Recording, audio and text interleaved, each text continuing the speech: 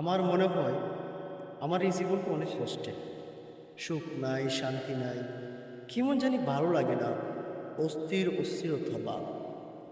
কিন্তু যখন রাস্তার দিকে আমি চলাফেরা করি, তখন রাস্তার পথ শিশু, পাগল, যুবক, অনেক লোকদেরকে যখন আমি দেখি, তখন মনে হয় যে আমার মতো সুখী আসলে কেউ নেই। তখনই উনি আল্লাহ সুবহানাহু ওয়া তাআলা আমাকে ভালো রেখেছেন, আমাকে সুখে রেখেছেন।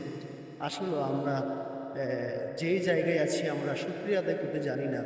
আমার অস্থিরতা, আমাদের আশা, পাওয়া, আকাঙ্ক্ষা শেষ হয় না।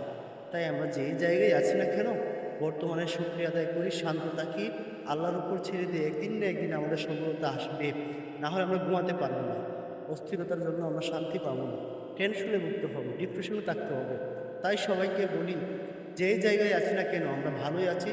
যদি আমরা আমাদের জায়গাটাকে পরিবর্তন করতে চান, তাহলে একটু নজর দিয়েন অসহায়, অবহেলা, পথ শিশু এবং কত মানুষের কাছে।